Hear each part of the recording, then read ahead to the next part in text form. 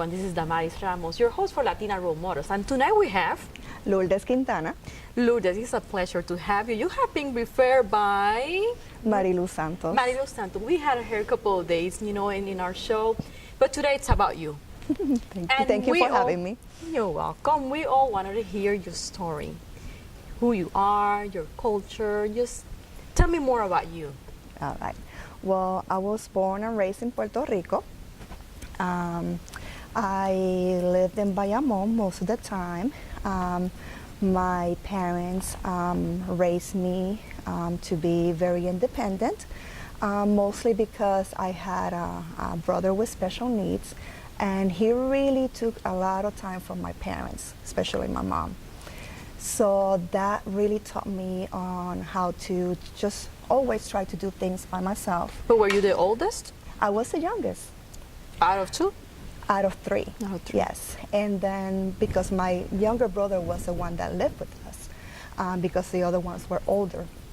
So my younger brother, I always call him my younger brother because he had an intellectual disability. He had cerebral palsy. When he was a baby, he had meningitis.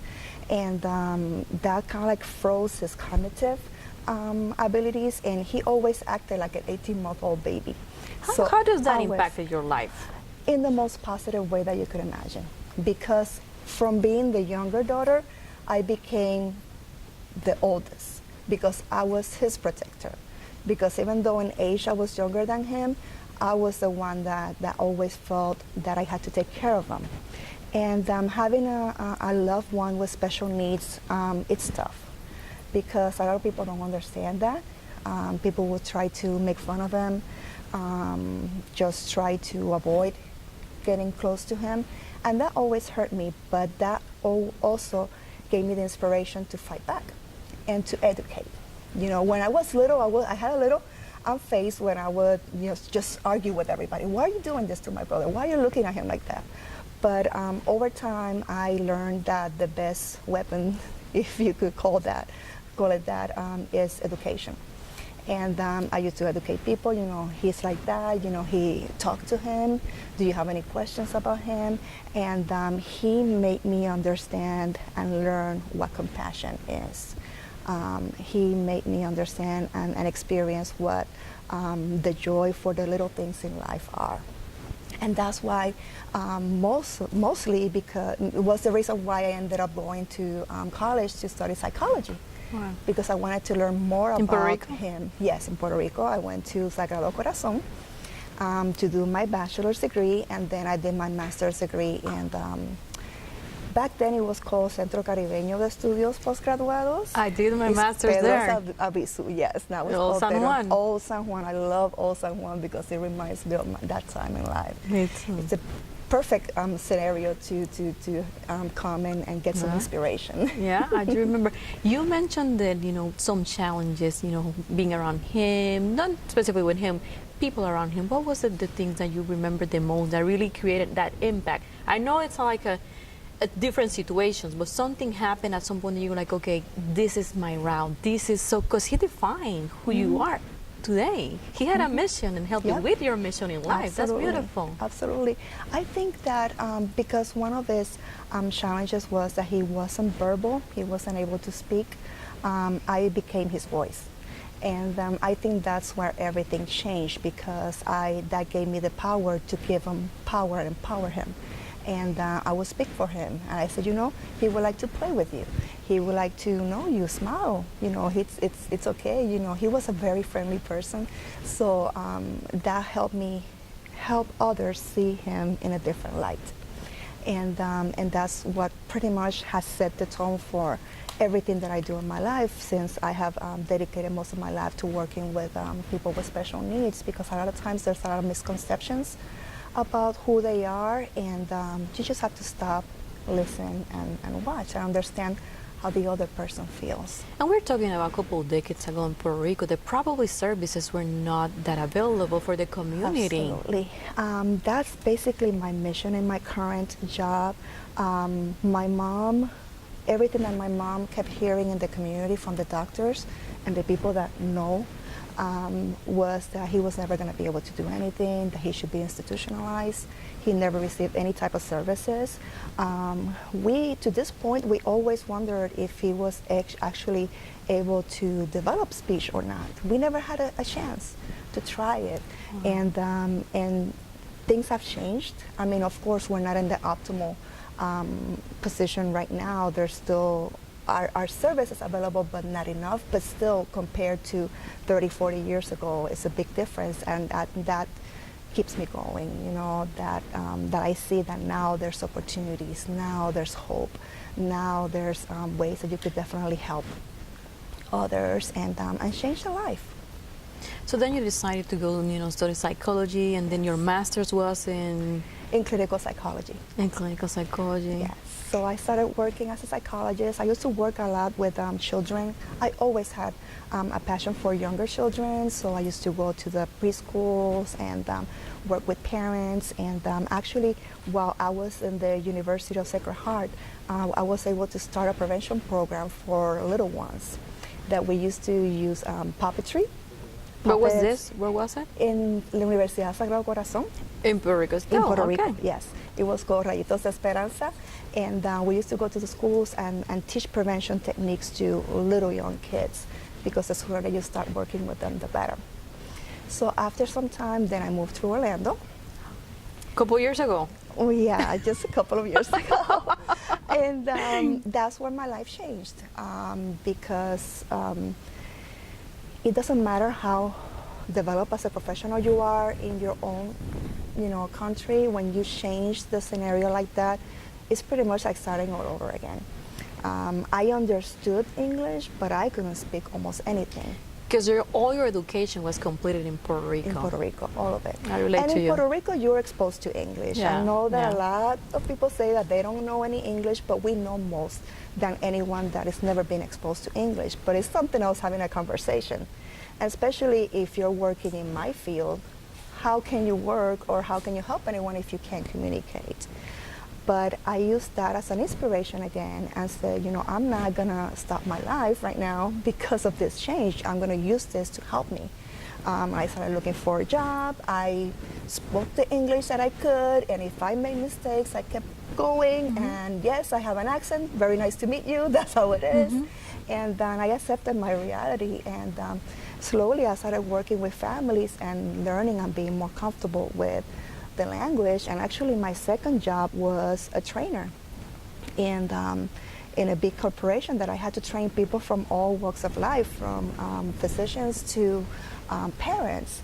So that kind of like forced me to build that confidence. Because so you turn a challenge into a strength.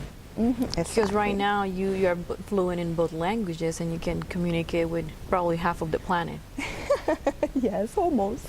Yeah. But yeah, I think that I was not going to give up, and I was not going to think of myself as less than anybody else that maybe could communicate better at that point. And actually, one of my biggest fears was public speaking. And especially, imagine, public speaking in Spanish could give you some anxiety. Imagine in a language that you can't, master. And my second job was actually, doing most of my training. It was all public speaking. And I used that. After I got the job, I was like, what did I just do? Another challenge comes up. But I was using that as an opportunity. And thanks to that opportunity, then I became very comfortable with it, and I do it on a day-to-day basis. Tell me a little bit more about what is it that you're doing today. What is your daily job and how you are helping the community? Yes, I am currently the director for the Early Steps program here in Central Florida. We are part of the Arnold Palmer Hospital for Children and Families, and I manage the developmental center. So what we do is that we work with little ones from birth to the age of 3 that have specific challenges. They have special needs. They have developmental delays, so they need that little help in order for them to develop the way that they need to do their full potential. So I work with families of all walks of life. How they can reach the organization? They could call us at 407 317-7430, extension 2121. Whenever families have a concern about their child's development, we send our workers to their home to do screenings, to do full developmental evaluations. We recommend services. We connect them to the community, to any type of resources that they could take advantage of. And we work with a big Spanish-speaking population. So let's say someone calls and then the social worker is going to come to the house. What they should be expecting from that initial visit? Well, just they want to hear about what your baby can do. What are the things that they could do, and what are the things that you want them to do. With that screening, that will give you a good idea, because a lot of times parents compare their children to other children, and children do develop at different levels, but sometimes it comes to a point that they need that help, and that's what we will be able to tell them. So parents, you just have to say, share what they're observing and what they're experiencing, and then we could point them to the right direction. For a parent to qualify, do there's like a financial, screening or something? Our program doesn't have any specific financial eligibility. We are only based on locations, so they will have to live either in Orange, Osceola, and Seminole counties, Okay. For our program in particular. And if the child has a delay, then we work with that family. So that's not an issue. Tell me about one of the cases that you feel very proud about it, and when you think about it, brings you that smile. Yes, I have so many. I don't know where to start, but the first one that came to mind, because I was texting her this morning, is this little one that mom is from Puerto Rico, and they have tried to have a baby for a long time, and when they finally had the baby, they found out that he had Down syndrome. But they were very discouraged because they thought that this was going to be the end of the world. They thought that it was going to be a challenge for them. And once she started with our program, she started learning about all the great things that he could do. And she took advantage of all of our trainings, and she has learned so much. And this child is doing so much that is pretty much a miracle. And it shows me how, when you empower a parent, they could do anything. They could change completely the outcome of what is expected of that child. So that little boy, I just love him. He has the cutest smile, and he's going to do great things. So parents out there right now, they're experiencing those type of news, that they're discouraged, to give you guys a call. Do you work with parents before they have their child? No, we typically, once they have their child, we get the referral. Sometimes we have them as soon as. Do you have other places that they can still call and you can Yes. refer them so they can process and make the right choices? Yes, we're very well connected with doctors' offices in all the area, and we're also connected with the neonatal intensive care units of Winnie Palmer Hospital and Florida Hospital. So whenever one of our collaborators see a child or a family that could benefit, they could definitely make that referral. It has been a pleasure to have you, but before you leave, I would like you to, for those Latinas out there that looking at you are like, wow, I would like to be like her, and those Latinas out there that feel that passion that you have, what would be your advice? Well, be yourself. Be yourself. Use your fears as opportunities to conquer them. Don't let anyone hold you back.